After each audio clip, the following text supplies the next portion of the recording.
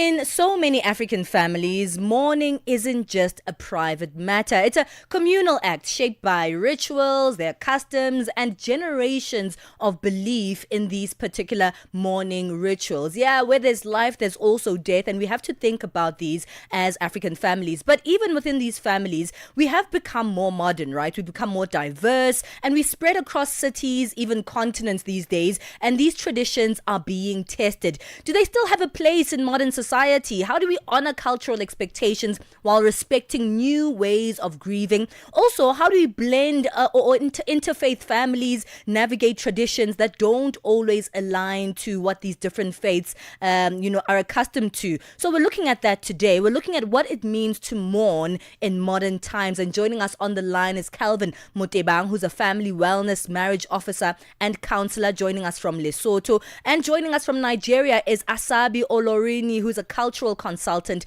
and media personality. Thank you so much, gentlemen, for joining us this morning. I hope you are well. I'll start with you, Calvin. Good morning to you. Let's chat a little bit about what it means. According to you, what does it mean to mourn as an African? Thank you and welcome. Morning to the listeners. That's Palesa. You are Palesa, am I right? Correct. This is Palesa. Yes, Palesa. As a therapist, psychotherapist, I tend to focus on people as individuals. Much as we are in the global village, much as we are brought together, but I consider people as individuals, despite the joint, aspect of us living in the global village and shaped by communal and rituals. So I believe that mourning should be based on an understanding of an individual. That individual be accommodated by other individuals in their respective areas.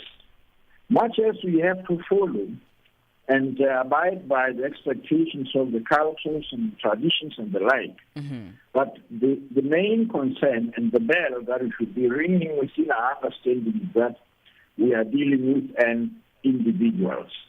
Absolutely. Asabi, thank you to you as well for joining us. Let me come to you.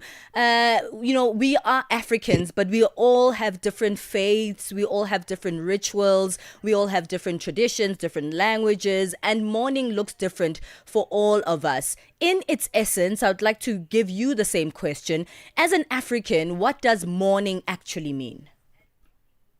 Good morning. So to me, mourning is just weeping over someone. It's in Africa, like you said, it's a way of transiting someone's soul. Do you understand me? So it's believed that the way the person is being loved enough by the family, that's the extent to which they mourn. Basically, in a lot of African families, they have different colors, either white or black, to prove mourning. And it comes in differently, especially to someone who is older and has family. The family would mourn the person differently. For instance, they have children, wives especially, some of them having to shave off their hair to show respect to the dead, and to the extent that they love their husbands. Although some of those rituals are being seen as torture to women now, but families, those who have children have to be indoor for like 7 days to perform all of those rituals. In the process, they have the spiritual person, like the head of the religion, coming around to pray for them, and family and friends sitting around. There's a sitting arrangement while mourning. Do you understand? There's a sitting arrangement while mourning. All of these have their own spiritual, it's believed to have their own spiritual significance in an African society. Yeah. I am from the southwestern part of Nigeria. Okay. It's believed that during mourning, after 8 days, there's this thing they do. It's believed that the departed soul will bring his or her friends in the spiritual world, in the dead kingdom, to come and eat akara bean cake. So the family will have to prepare bean cake. I don't know if you understand what I'm saying. Yes, we do. Okay, the family will have to prepare bean cake Mm-hmm. for the departed soul. Sure, you understand me? So having to prepare it. So if you are in a community where you don't, I'm not sure, there are some communities where you can't prepare that, but those here in Nigeria will do it on their behalf if they are in a place where they cannot do that. Mm-hmm. I don't know if you understand what I'm saying. Yeah, Because it's believed it brings bad omen when maybe the father or the mother comes home spiritually with friends and you did not celebrate that 8 days. Mm-hmm. After the 8 days, they do 40 days and 41 days. After the 8 days, can you see the progression? Yeah, it's very complex, and it's again, also different for different cultures, as you mentioned. Yeah, that's what I'm saying. I'm trying to explain from where I come from. Yeah. Other cultures have what they do. Like I mentioned earlier, some have to stay in the house. But for a widow have to be in the house for like 3 months. Then now it's been reduced to 21 days because the widow have to go to work, especially in a situation where they have kids to cater for. The kids will eat. And how many family members are bringing gifts that will be enough to take care of those children? So as civilization come on board, different things change. Mm-hmm.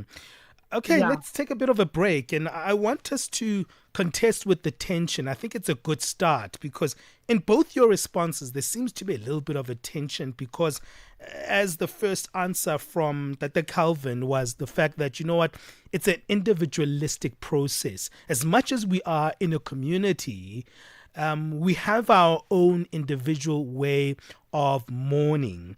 And then Asabi's response was very different there, saying that, look, there are cultures that are embedded, that are different.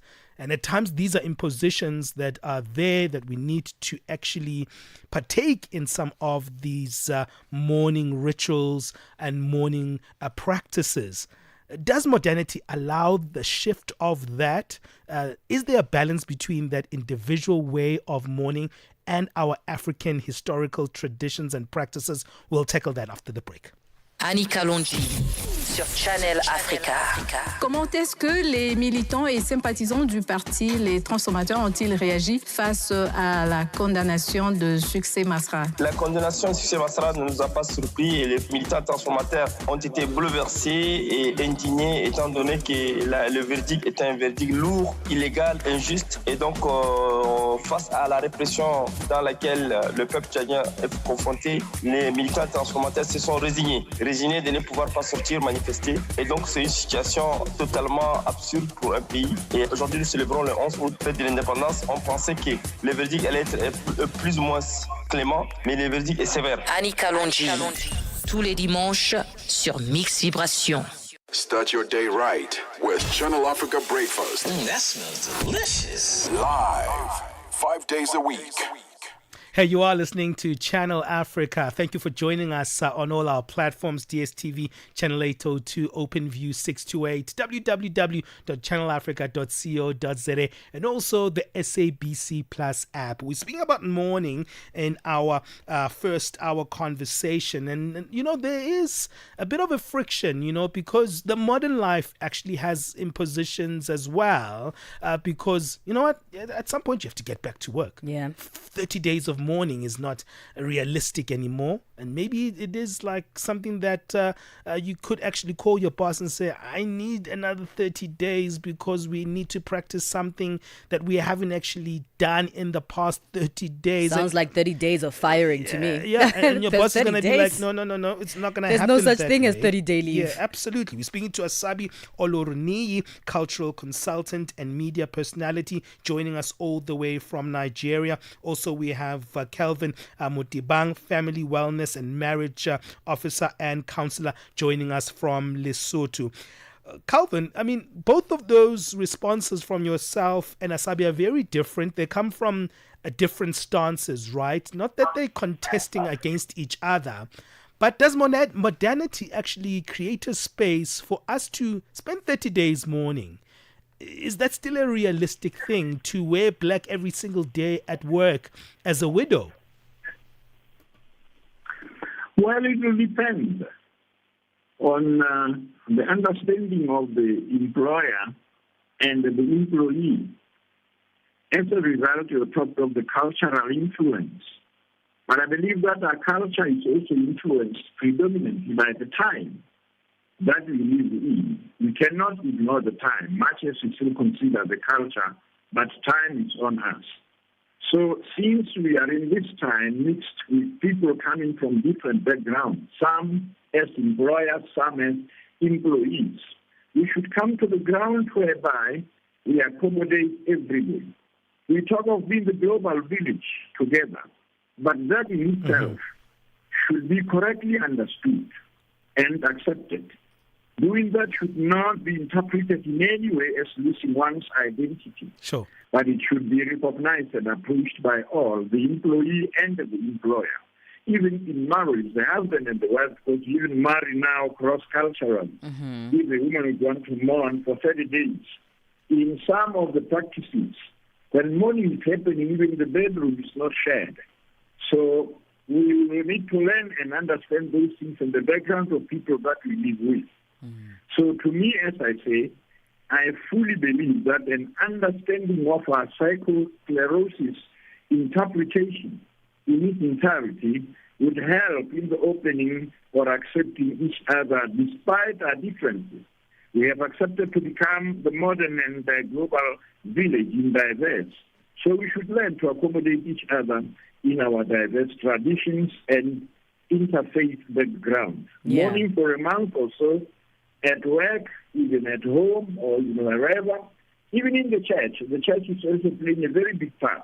Should also be accommodated, understanding the background from where we are operating, which will not create any havoc or misunderstandings in our day-to-day running.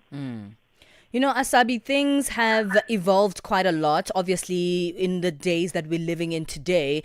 But I'm of the mindset that culture evolves as well. I mean, the things that we observe today within the different frames of our culture are not the same as, our families or our ancestors used to practice 100 years ago, for example. So as things are changing, do you think it is essential for families to sit together and really discuss, also even bring in those spiritual aspects that they subscribe to and discuss how they can evolve their mourning practices? Or do you think it's important to always just keep things as they are and never change them?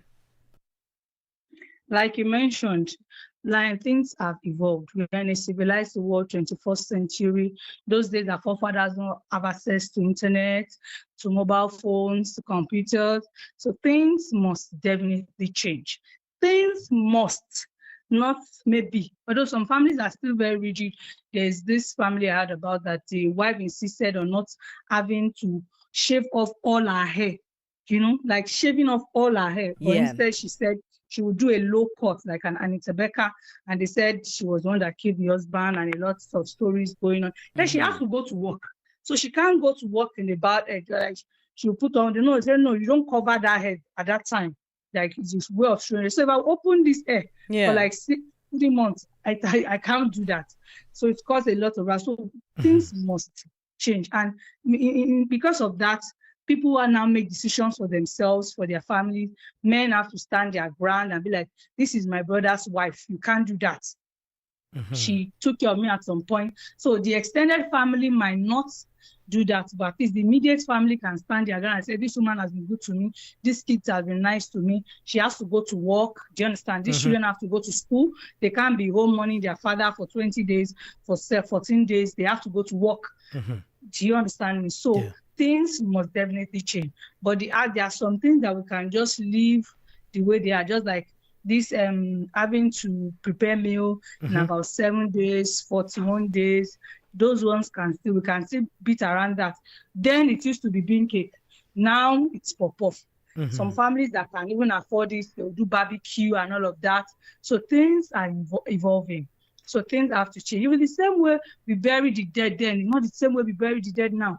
Then they just put them in something and bury it under the ground. Now we use expensive coffins and all of that.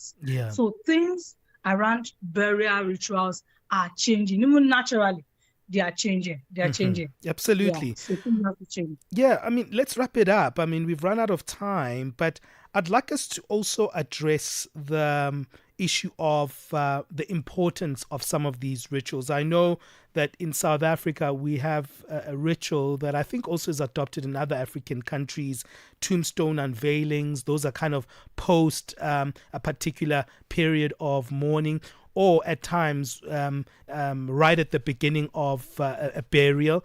But those kind of things are sometimes rituals that help us in terms of coming to a sense of conclusion or a finality of acceptance. Coming back to you, Calvin, which are those kind of rituals do you think are still central to our African sense of, a collective mourning? Because I think some of these things just bring us together as a community to get that kind of closure. An understanding, as I said, of the individual's experience in the mourning situation. The practice itself brings the family together. It helps the family to unite. That is why we gather even after death, even at the tombstone and the like. People go gather and share whatever experiences or expectations they have. As long as that would bring the togetherness of the family, it is important. We cannot ignore that, because the modern, practices tend to be throwing or spreading us apart to the point that we lose our identity as families. I would believe that as long as we maintain to those things that are bringing the family togetherness, holding them together, knowing that this one is from uncle so and so, this is the auntie and the like, sure. And we jointly understand and mourn together constructively, not destructively, to help that individual to grow and to go over the experience. As long as it brings the family togetherness, I don't believe that mourning is wrong. It's good if it brings family togetherness, but done in the constructive, hence my quote in the psychosclerosis interpretation in its entirety. Okay, we have to leave it there. We've run out of time, but thank you both for giving us your contributions in this conversation. We're speaking to Calvin Motebang, family wellness marriage officer and counsellor, joining us all the way from Lesotho. We're also joined by Asabi Olorinniyi, cultural consultant and media personality, all the way from Nigeria. Thank you, Calvin. Thank you, Asabi. Let's quickly move on. What do you think about that one? We've put up the On the Move poll question. We'll let you know after our news updates what's going on there. But right now, let's move on to the sports update. Sports on Channel Africa. The African perspective.